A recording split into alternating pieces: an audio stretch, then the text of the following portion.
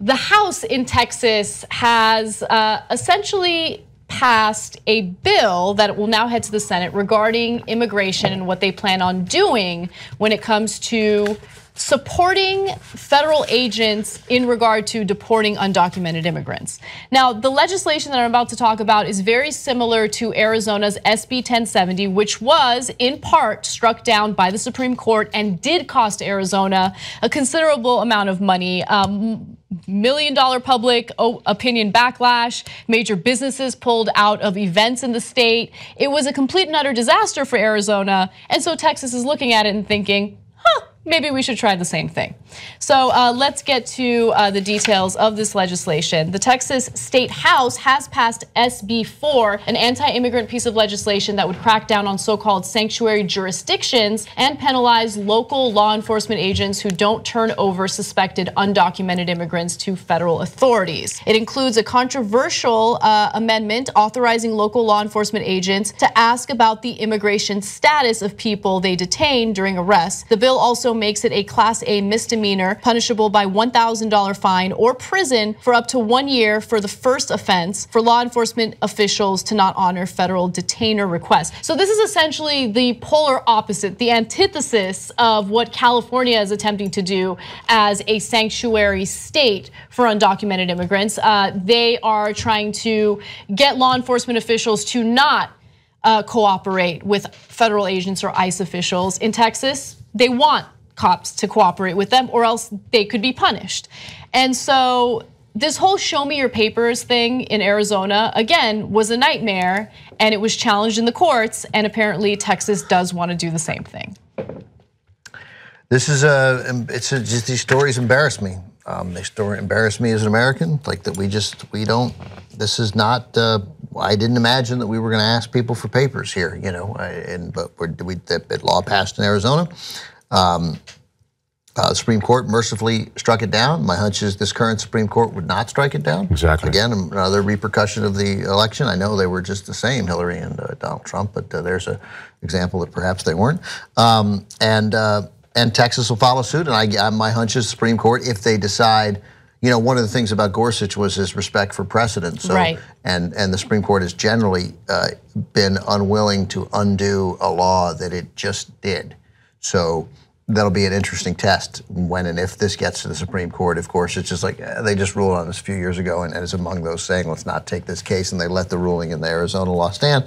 I bet they don't, just because that's not, we just can't, we're not winning a lot of fights on this level, and my hunch is we won't win this one. I'm also reminded of just how horrific a job the Democratic Party has done across states. Yeah. I got it, this is Texas, but allegedly Texas is turning more blue, but we're in a situation where you lose 93 to 54 in the Texas House on this bill. Like Democrats have lost state house after state house after state house and governorship after governorship, you know, and so the result is this. While we're sort of focusing on, hey, look, Obama got reelected, we're getting our ass kicked at the local level again and again and again and again. And even though this just passed in the House, it is very likely to pass in the Senate. In fact, the Senate drafted the initial legislation, and then the House changed a few things, and now it'll go back to the Senate for them to vote on it. And of course, the governor of Texas is expected to sign it into law. But there are some state lawmakers that did what they could to fight the passage of this legislation in the House, the State House. Representative Mary Gonzalez spoke about one of the huge downsides of this type of law. And she says, hey, you know, a lot of people who are victims of crimes will not come forward and report those crimes to authorities if their immigration status is in jeopardy or isn't where it should be. And here is her tearful plea for her colleagues to vote the right way. She was the victim of sexual assault. Let's take a look. I became a legislator to make sure that other women and children never have to go through what I went through. I became a legislator to fight for the most vulnerable people.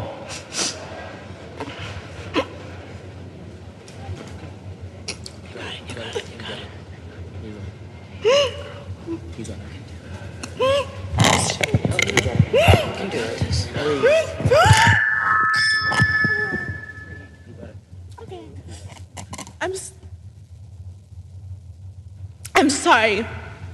I would never want to cry in front of y'all. But we aren't trying to exaggerate when we say that the people in the shadows will be in the shadows more. We aren't exaggerating when we say that the people who will be empowered by this amendment will be the criminals. God bless her. You know, that was, I mean, I couldn't love more. I don't want to cry in front of y'all. Well, it's so sweet. She takes, you know, she knows like this is serious. She respects that she's in the Texas state legislature, but whatever, she got moved. She also reminds us, I mean, of that, the passion and emotion that, you know, that drives someone to public service. I mean, I really think that's lost in all of it. Also, as we demonize politicians and we kind of look at strategies and all the rest, you forget that many people are motivated to politics and to the legislature in this case out of a sense of public service and wanting to make a difference, and that's what came across. On a practical level, I mean, once you get the law part out of the way, and Ben, I thought, you know, detailed the law part, and as well as it's going now to, you know, from House to Senate, et cetera. As a practical matter, how will this have an impact on day-to-day life? It's going to be horrendous. You're going to see these scenes of tremendous emotional families being ripped apart. You'll see all that video that just makes you cringe. You're going to see tons of it. I don't know if that even has an impact on people that would be supportive of this type of legislation, that may be. And it's because of this, like, you know, we're tribalistic in our ideology, and there's also the lack of empathy. There's this notion that anyone who comes into this country and is undocumented is a criminal, is a bad person. They're here to take our jobs. They're here to cause trouble. Of course, the data does not bear that out whatsoever, but it doesn't matter. I mean, they've showed a lack of empathy so far. There's no reason to believe that video of families being ripped apart is going to convince them that this is not the right way to go about things. Well, then, economically, you have to look at the state of Texas and across these, the state of California, et cetera. But we're talking about Texas and the construction workers who aren't going to be able to show up. Or if they do, we're going to be back to the times when they could be abused with total impunity, right? Because they're scared that somebody's going to call the ICE agents or call the local cops in this case, and they'll call the ICE agents. I think just on a granular level, it's a nightmare. Yeah, it is, and we'll see how it plays out. But there is a legitimate concern about something like this getting challenged, going to the Supreme Court, and the Supreme Court ruling in a different way from the previous ruling regarding Arizona's similar. Our best hope is that they don't take it up because they just decided that, because we know how they'll rule. The small little ways that it manifested itself in Arizona is that anytime cops pulled somebody over, they took for frickin' ever, right? While they figured out your immigration status. And I would argue that any moment past, do you want it for a major felony? No. Is the car stolen? No, right? You run the plates, that all is quick. That's it. Otherwise, you were being detained illegally, right? So, but cops used it to take forever and keep somebody in custody, locked up, detained, can't leave on state authority while they investigated it. That's what'll happen in Texas. They'll come up with excuses to look because somebody, it says here that the head of the ACLU at Texas says, invitation to racially profile Asians, Latinos, and others who look foreign. It's not Asians. I got it. They're being all like politically correct about that. They're being all politically correct. It's Latinos. That's what they want. 34% of Latino voters voted for Trump, or 66 voted for Clinton, and then the other 34 voted elsewhere. That's still, to me, a staggeringly high number of Latinos. It is fascinating. Yeah. And maybe there's some of it, like everybody else, you're like, yeah, well, I'm here, I did it right.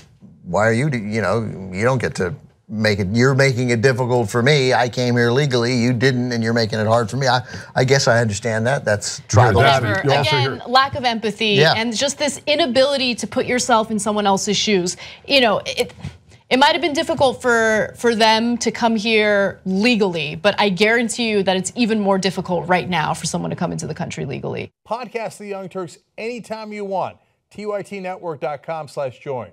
I think it's weird. No, it's not weird. In fact, you'll think, I'm like a smart person. Do it now. TYTnetwork.com/join.